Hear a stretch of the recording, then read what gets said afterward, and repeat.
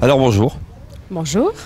Alors pas besoin de connaître ton prénom parce que finalement c'est un effort tellement collectif qui réunit l'ensemble de la population de France. Il s'agit, on le voit bien, des Gilets jaunes mais pas que, qui viennent soutenir les pompiers en grève et que ça date pas d'hier. Quel est ton sentiment? Et qu'est-ce que tu fais là? Qu'est-ce que tu viens défendre au plus profond de toi? Moi, je viens défendre l'honneur des pompiers. J'ai été choquée de leur manifestation. Tout se passait très bien et malheureusement, ils ont eu ce que nous, on vit depuis quelque temps, c'est la violence, la répression policière. On n'a plus le droit de dire qu'on n'est pas content. On n'a plus le droit de défendre ses acquis, ses droits. On n'a déjà plus le droit de manifester non plus. Et moi, je suis venue ici en tant que citoyenne. Je suis gilet jaune aussi, mais surtout citoyenne, parce que le jour où il n'y a plus de sapeurs-pompiers, on fait comment?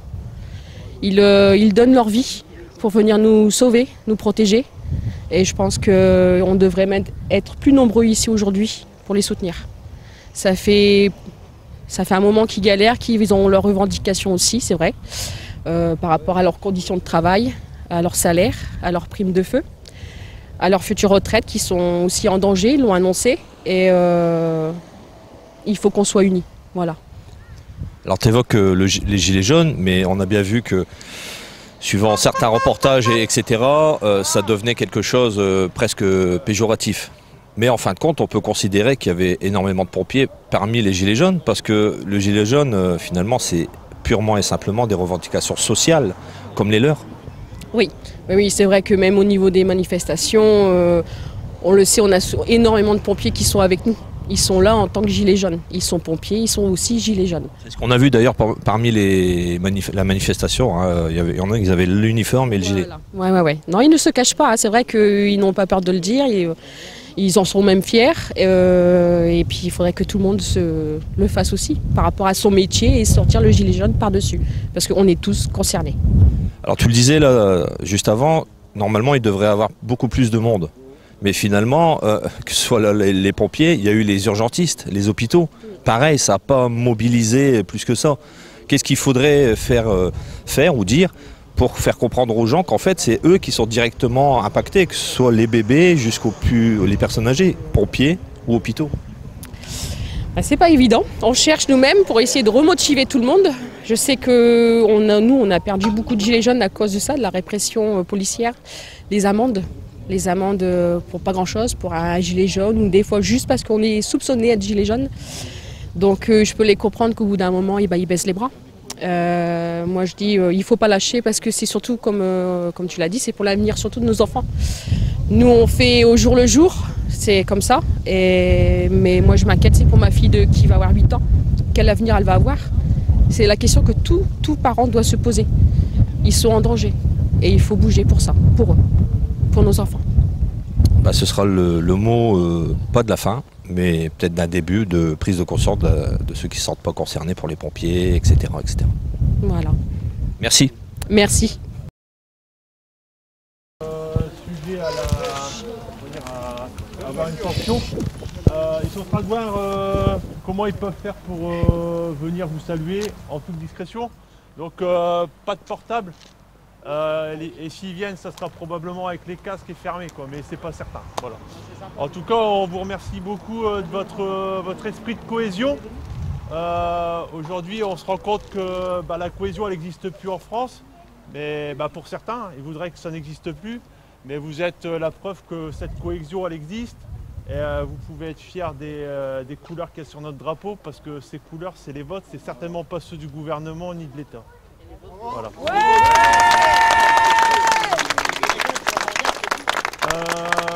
Sachez qu'au début des Gilets jaunes, je faisais partie des pompiers qui vous soutenaient. J'ai fait quelques manifs sur Somain. Je suis allé à l'acte 3 à Paris. Il faut vraiment que le gouvernement prenne conscience des problèmes sociaux en France. Nous, c'est notre quotidien. La nuit, on se réveille, on s'en va ramener des grands-mères qui trébuchent dans leur maison. On les remet au lit, mais on ne fait pas que ça. Si ces personnes âgées ont uriné sur eux, aujourd'hui, on fait la petite toilette intime parce que ça pourrait être nos grands-mères. Et on les remet au lit avec un change propre. Voilà. Ça, c'est des choses que l'État, le gouvernement ne sait pas, mais c'est notre lot quotidien. Voilà. Quand on a des ivresses sur la voie publique, on attend la police, mais comme il n'y a plus de sous, on attend la police 3/4 d'heure. Et comme c'est un peu long, qu'est-ce qu'on fait? On prend cette personne qui est en état d'ébriété et pour satisfaire le système, pour plus qu'il y ait de soucis, on l'amène à l'hôpital. Ce n'est pas la solution. On engorge les hôpitaux et au final, le système il est saturé.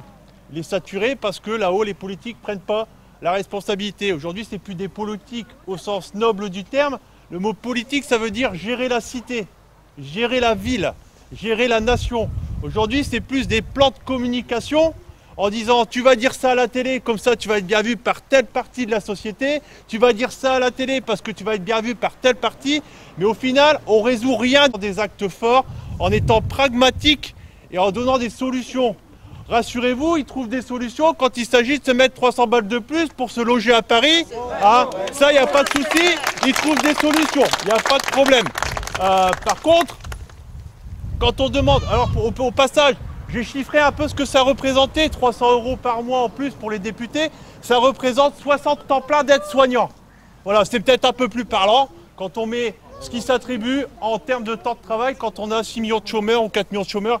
Je ne suis pas un fan des chiffres, mais quand il s'agit de retransmettre comme ça des chiffres d'augmentation des députés, je sais ce que ça vaut en temps de travail et en emploi. Voilà, des petits messages, comme ça au passage. Je ne fais pas de politique, mais là-haut, il faut qu'ils arrêtent un peu de se foutre de la gueule des gens. Merci beaucoup.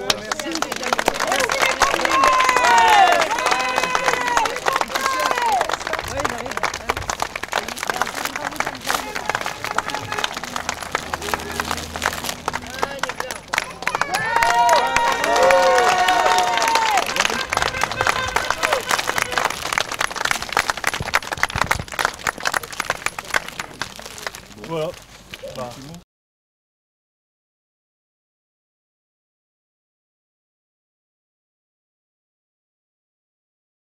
Et je vais surtout te laisser parler et d'expliquer un peu comment tu as ressenti ça. Et puis ça date pas d'hier, votre mouvement, de toute façon. Nous, on a eu vraiment le sentiment d'avoir été manipulé hier. On s'est retrouvé un peu coincé au niveau de la nation. Et on voulait juste regagner nos bus. Et le problème, c'est qu'on avait un barrage de gendarmes mobiles qui nous interdisait l'accès aux bus, alors que les bus étaient juste 100 mètres derrière eux. On est tous des pères de famille, on avait envie de rentrer chez nous, ni plus ni moins. Et en fait, comme on nous a bloqués, forcément, il y a eu quelques agitations. On a essayé de parlementer avec quelques gendarmes mobiles. Et on a eu quelques collègues qui se sont fait un peu molester. Et nous, on a cet esprit de corps chez les pompiers où quand on touche un des nôtres, on ne laisse pas faire. C'est ce qui fait notre force. C'est grâce à cet esprit de corps qu'on arrive à intervenir dans des situations parfois un peu compliquées. Et cet esprit fait notre force.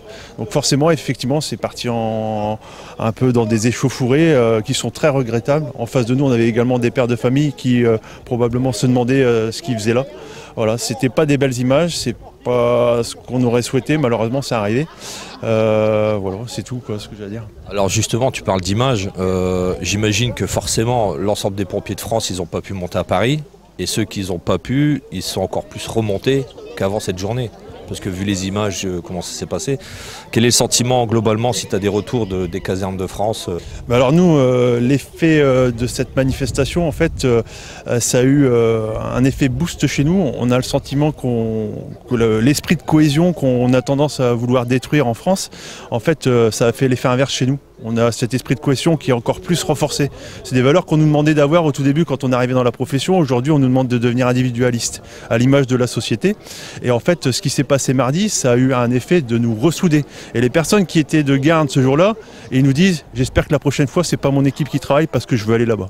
Concrètement, pour ceux qui ont loupé les années, parce que ça date pas d'hier, qu'est-ce que vous revendiquez clairement voilà. Alors, ce qu'il faut savoir aujourd'hui, c'est qu'on a des effectifs qui sont en nette diminution et en fait, on a une population qui augmente. Donc on a un pic d'intervention qui augmente chaque année sans forcément avoir les effectifs qui viennent être renforcés en caserne.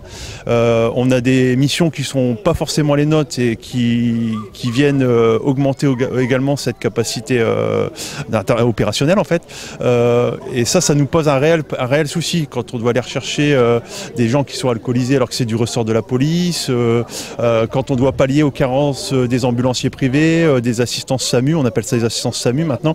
Donc en fait, toutes ces choses-là qui viennent en plus, parfois on arrive sur des bobologies, c'est pas de l'urgence. Donc ça vient un peu nous écarter de nos missions premières. Et quand on a les 2 ambulances de notre CIS qui sont parties et qu'on a besoin d'une véritable urgence sur le secteur, on est obligé de faire appel au secteur voisin pour venir prendre en charge les choses qui sont potentiellement plus importantes. Bon voilà, de retour sur le terrain, bon gré mal gré. Donc vous l'avez attendu, il y a eu ce soutien d'un groupe de gilets jaunes. Finalement, doit-on encore les appeler gilets jaunes? À la limite, voilà. Parce que ça reste des personnes qui seront aussi dépendants des pompiers. D'ailleurs, finalement, ce mouvement, on a vu avec aussi la manifestation de la police, et que ça date pas hier non plus, les problèmes d'effectifs dans la police, les problèmes qu'ont les pompiers, les problèmes qu'ont les hôpitaux, ça date pas d'hier. Qu'on le veuille ou non, en fin de compte, tu as besoin de toutes ces personnes-là. Même si c'est vrai, ceux qui vont en manifestation se font gazer, dispersion, grenade de désencerclement, tous des mots maintenant qu'on ne connaissait pas avant, et avec la culture audiovisuelle de l'information, on le sait. Ce pompier et d'autres se sont rendus donc à cette manifestation de ras-le-bol à Paris. Vous l'avez écouté, il n'y a pas forcément un sentiment d'avoir été entendu. Des propositions vont être probablement être faites. Quoi qu'il en soit, il n'y a pas grand chose de nouveau, si ce n'est cet lacrymogène qui, selon la description de ce pompier, est encore plus agressif que les autres. Je me demande si c'est pas ça qu'on appelle un écran de fumée, suivant des promesses. Voilà. C'était tout simplement un mec qui va sur le terrain avec sa cam, son micro, pour donner la parole aux gens, sans filtre, comme ça les personnes assument ce qu'ils disent. Donner la parole aux personnes. Je rappellerai quand même que, et j'insiste, regardez bien sur les réseaux sociaux, pardon. Je pense que beaucoup de fonctionnaires de police à Paris, à un moment donné, leur uniforme était celui des pompiers aussi. Voilà. C'est triste, mais finalement les gens se montent les uns contre les autres. Ciao, à bientôt.